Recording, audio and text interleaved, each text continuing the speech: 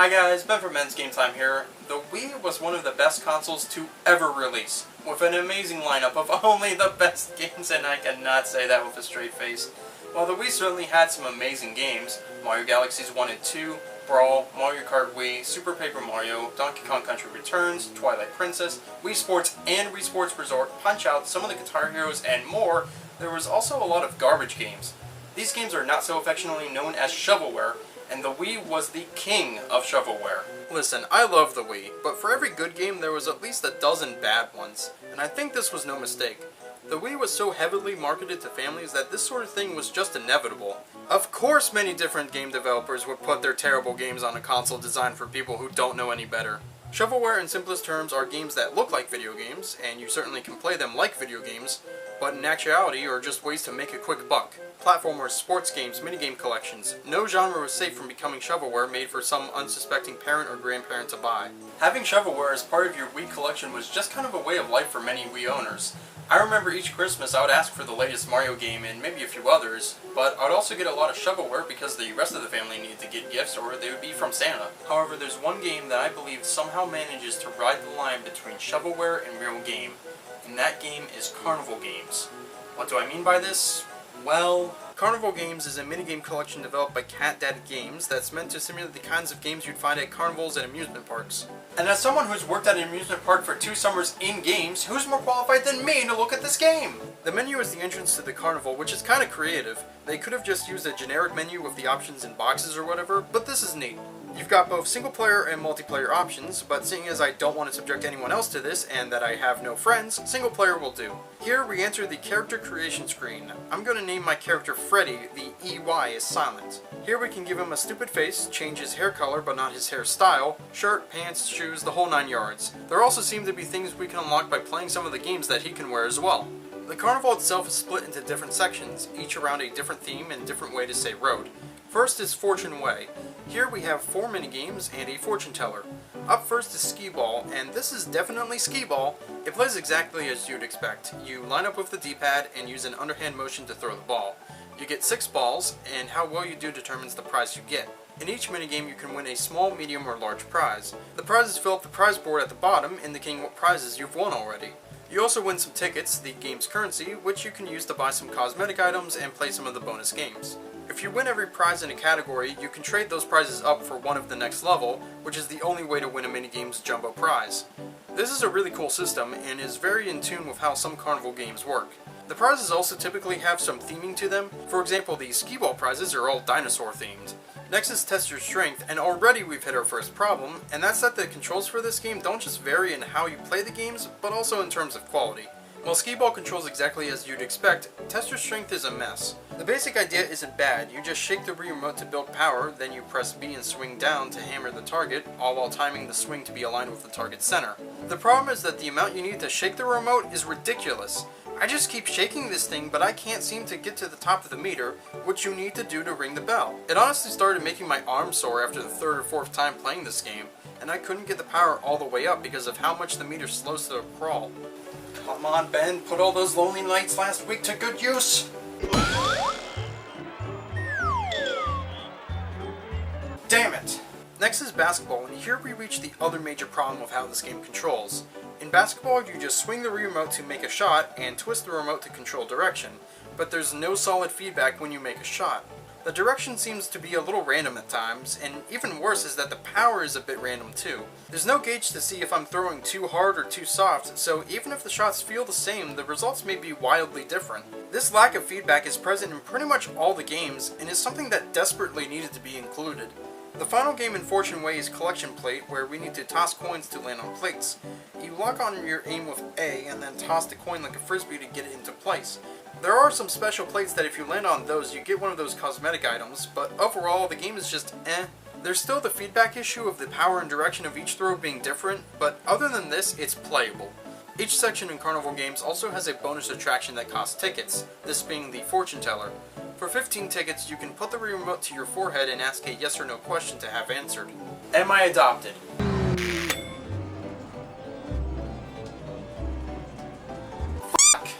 Next is Claw Alley, with Clown Splash, Mini Golf, Ring Toss, Knock Down the Clowns, and a Claw Machine. For Clan Splash, you need to be the first to pop your clan's balloon by shooting water into its mouth. To build up water, you shake the Wii Remote, but this is much more reasonable than Test Your Strength. The water actually builds up easily.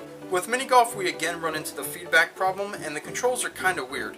So you line up your shot with the D-pad and you swing the remote like a golf club to golf, but you also need to press B to ready your shot, then release it during the swing. This is a bizarre addition. Why not just let me keep B held down? And the feedback problem is very apparent here. Same with ring toss, you aim with the D-pad and toss your rings, but the lack of feedback makes the game not enjoyable.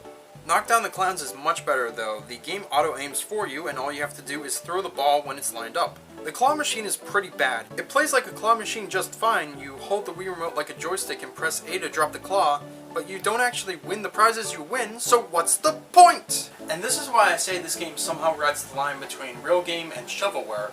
There was clearly at least a little bit of effort put into making a variety of games and adding in a fair bit of character customization, but most of the games control terribly or are just there to fill time. Well, after adding some of our cosmetic items, let's head over to Love Lane. Here we have Milk Bottle, Frog Leap, Balloon Darts, Bowler Coaster, and a Love Meter. Milk Bottle is another auto-aim game. All you have to do is time your throw. Not bad. Frog Leap is another game that falls into the suffers from lack of feedback camp. Line up with the D-pad, swing down to launch the frog, all with no power feedback. You've got to hand it to them. The lack of feedback really emulates that carnival feel of winning these games by just sheer luck. Balloon Darts is good, however. Hold the Wii Remote like a dart, aim and throw. Simple and fun. Bowler Coaster is also not bad. Push with the Wii Remote to build power, press B to roll. This game is actually more consistent, as you can more easily gauge how powerful your roll will be by timing it or counting your rolls. The Love Tester. Just hold the Wii Remote to your heart and strike a pose. Strike a pose, eh?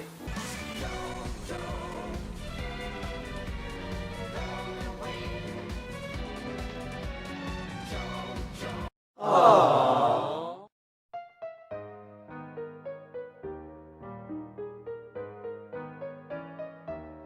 Lucky Pass has Nerves of Steel, Lucky Cup, Day at the Races, Dunk Tank, and a Coin Pusher. Nerves of Steel has you guide a loop through an electric wire, with touching the wire costing you time. The game plays and controls alright, but what's odd is that it will say that you completed 10 times the wires you actually cleared at the end, a strange typo. Lucky Cup, toss balls, try to get in a non-blue cup, again the feedback problem. Day at the Races, roll balls into holes to make your horse go. The more points you get, the more your horse goes. The power put into the balls is good for this game, but the aiming is a bit shaky. Dunk Tank is another auto-aim game, just time your throw. Coin Pusher gives you 25 coins for 25 tickets, and if you knock down red or green coins, you get tickets. Nice to get a reward from one of these extra games, but this isn't too great. The coin drop is a little delayed, and coins tend to gravitate towards the middle. The last group of games is in Rodent Row, with Shooting Gallery, Football, Shooting Star, Bucket Toss, and Going Nuts. Shooting Gallery, just point with the Wii Remote and shoot the ducks. Getting the bullseye will give you more points. Football is just throwing a football through some tires. Shoot Out the Star has you shoot the star out of a piece of paper, and it could be better. Pieces will float in the middle, so you have to make contact with the bullets. Also, I'll always be of the opinion that shooting games just don't work on the Wii. Using the Wii Remote to aim just never feels right. You don't get the pinpoint accuracy you need. Also, the crosshair being the same color as the star doesn't help much. Bucket Toss has you try to keep a baseball in a bucket, and this is another game that runs into the feedback problem with the power of your toss. The last game is Going Nuts, where you move the scroll to collect the falling nuts for tickets. Not bad. Now the last section is Prize Boulevard, and all this is a place to see the prizes you've won. You can't even do anything with the prizes, all you do is just look at them. And here is why I say this game manages to fall between shovelware and real game, as there is clearly some effort put into this game. The games have a nice variety to them, with controls that closely resemble what they try to emulate. The character customization isn't just half-assed in, there's plenty of customization options available, and overall the game has a nice carnival feel to it. But many of the games control poorly and lack any substantial feedback. It's kind of a crapshoot as to how your throws are going to end up, as the game does a poor job in detecting the motion of the Wii Remote. The prizes are pointless. They are just rewards for winning each of the games, and if anything, the cosmetic items are the real prizes. I can honestly say it feels like you're playing the real games, as some of the games are tedious or unfair in strange ways, but I think it's because of the poor controls and not through any intentional design. The variety in the games and them closely resembling the real-life counterparts, the character customization, and the not at all bad graphical design all point to this being a real game to me. But the poor execution on some of the controls, the lack of value in the prizes, and the overall lack of content make this feel more like shovelware. You can experience everything this game has to offer in about an hour, with more time spent later on grinding away at getting prizes. I truly think that there was an attempt to make a real game here that would emulate the Carnival, but somewhere in the execution that got lost and it became more shovelware-esque, resulting in a game that falls somewhere between real game and shovelware. I give Carnival Games 13 tickets out of 30.